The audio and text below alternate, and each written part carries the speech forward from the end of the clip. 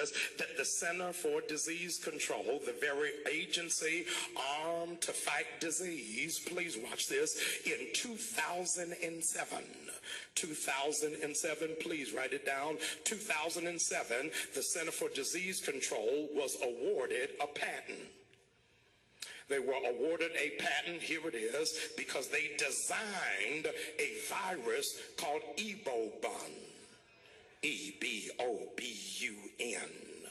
Here it is. This patent, ladies and gentlemen, is in fact the long terminology for Ebola. I've gone so far, ladies and gentlemen, please, I want this on public record. Our mayor is here in the event something happens to me. I want you to please, watch this, I found the patent number.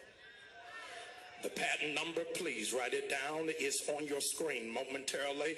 It's CA2741523A1. Google it at your leisure. Here it is, CA2741523A1 is the patent number that is registered, watch this, for the virus called Ebola. On the application, ladies and gentlemen, I'm going to have it up on our website. I have the actual application that they filled out. Here it is. On the application, it is written under the name of the government of the United States of America, as represented, watch this, by the Secretary of the Department of Health. Y'all don't like me here. In the description, it claims to have invented the virus.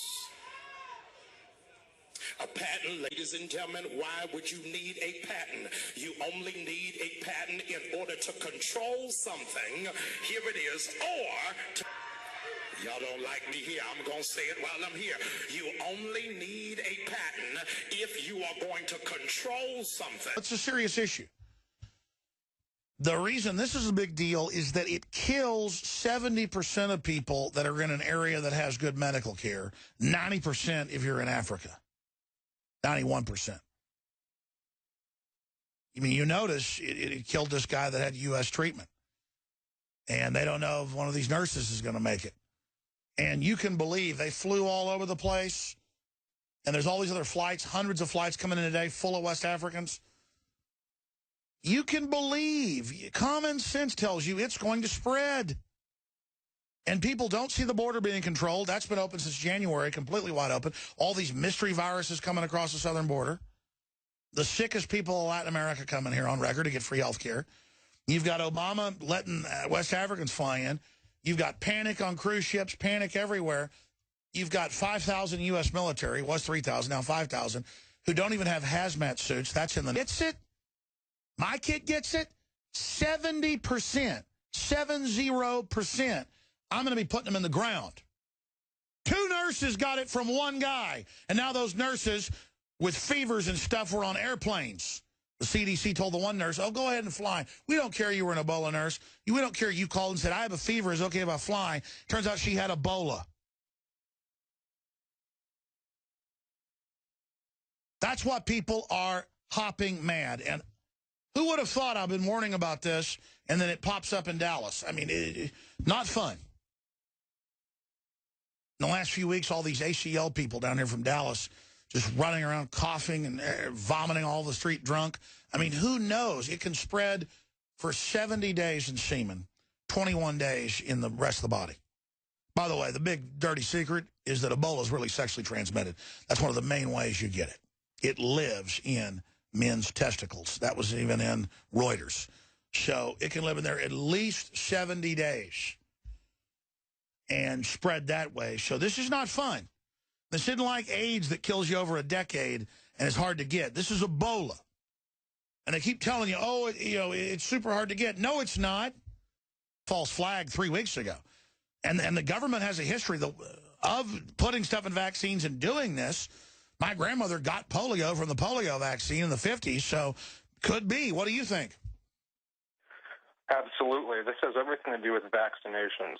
I don't believe that it has nothing to do with Ebola, but I think it has everything to do with mass vaccinations, and it's a way to keep us down, to keep us in a fear state. That's why I believe it's just a big, huge placebo pill. Well, it's kind of like Red Adair, as I said last week, would blow up oil well fires with a bigger explosion. You've got dozens and dozens of scandals, everything from Benghazi to Fast and Furious to the IRS going after people to the NSA to our government funding Al-Qaeda and changing the name to ISIS. And so then you have this huge Ebola thing that even though it makes Obama look bad, it allows his buddies, this guy with Al Gore, who used to run Al Gore's operations, are going to be able to control the hundreds of billions of dollars doled out in the Ebola, Fight Ebola Fund. Oh, and then to John Spiro, you say you're an aircraft mechanic. Are you talking to other folks that are having to clean up these planes? I know for 3 weeks in New York and other areas where folks are coming in from Africa, mainly vomiting everywhere, they don't want to clean up vomit from places hit with Ebola. Sounds like they're conspiracy. No, not at all. Yeah, exactly. You know, I work for, I'm a contractor, and we do third-party maintenance for a major domestic airline here. And, you know, so the facility I work at issued a memo and where it states that they don't perceive the Ebola to be any kind of a threat to the employees or contractors. Oh, good, like great. that. You know, they haven't issued any kind of, you know, meetings or any kind of extra gear or anything. You know, they have these UV lights that say that they can kill the virus within 10 minutes, you know. Well, that's actually true. That's actually true. Are they running the UV lights through the planes? No, we don't have them. We need them. That's what I'm saying. Oh, you know, got it, yeah.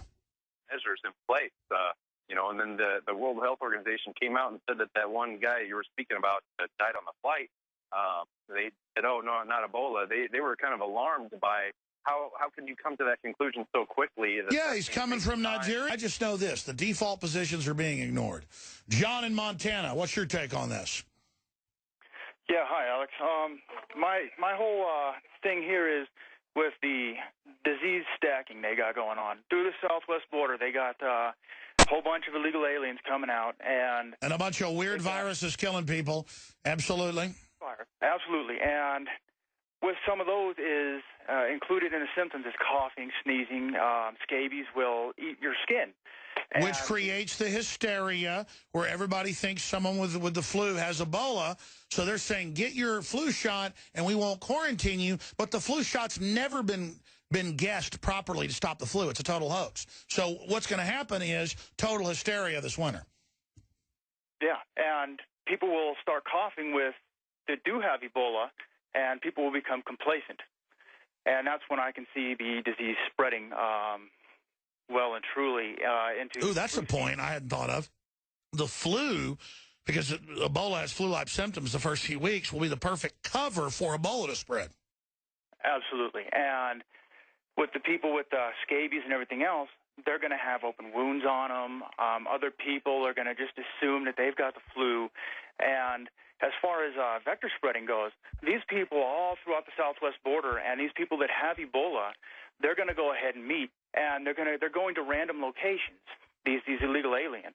And that's exactly how you want to do it. You don't want to have it to where it's in a predictable line. That's right. And the head wants to comment on this from South Carolina. Then we'll talk to Frank and others. Go ahead.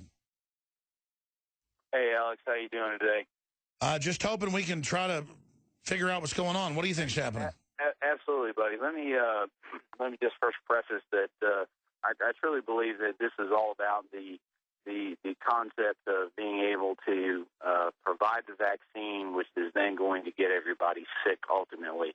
So I understand that. My wife is also in a more confined healthcare job that she does, and she works for HCA, which is a rather large hospital organization here in America.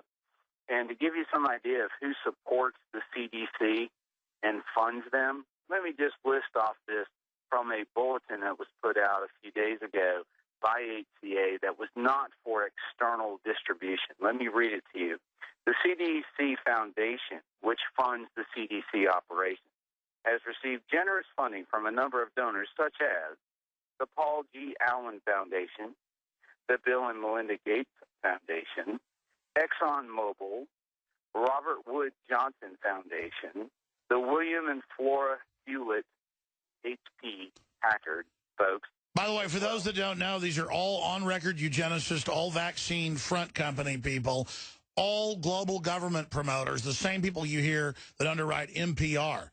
So amazing. Yeah, that's who's funding this as they're about to come out with a vaccine with God knows what in it. To 4 people spread it to 8 people. By the time you're getting to that 8 people that are infected, the virus is going to mutate by that 4th generation of infection. And with all these millions of people that are getting in Africa, they believe it may go airborne very soon, and that's the $64 trillion. A national strike is the answer. I'm wearing the same shirt I was when I was in the car with that family. There is zero risk. I said it. There it is. I shouldn't say that. There's no risk. If there were any risk, I would not expose myself or my family. A national strike will force Obama and the federal government to secure the borders and stop West African flights. A travel ban is less effective than the measures that we are currently instituting. I have a question for you. Do you want to end up like West African countries that are in a stage of panic and total collapse, with the UN estimating that over 1 million people will end up getting Ebola by December? We are calling for a nationwide strike starting next Monday through Wednesday for you to stay home, especially if you're medical workers, police, EMTs that are going to be hardest hit by this, to draw attention to the fact that the federal government is on strike and not doing its default job, allowing these flights to come in. Even the Speaker of the House has said stop the flights. Senator Ted Cruz, Rand Paul, Governor Jindal of Louisiana, but not President Obama. He's out defending this. Now remember, it was someone flying in from Africa that brought it here, now spreading to nurses and clearly others. Why do they want it here? To create a bigger crisis, to get more funding, to be a political distraction from all the other scandals. And the new czar, who works for Al Gore previously, who has no Ebola background or experience, no medical training, he's an expert at divvying up tens of billions in funding to insiders to run the Ebola disaster, where literally hundreds of billions could be made, not just on the vaccine, but on the disaster itself. So go to Infowars.com or PrisonPlanet.com. Get the article with the hashtag #StopEbolaStrike. Send it out on Facebook, out on Twitter. Send our article with the videos of the general warning and others so that people understand we don't have to be powerless and just watch the federal government engage in criminal neglect by design. If you're not essential, folks, or people like myself that have got to be on air, self-quarantine is a test.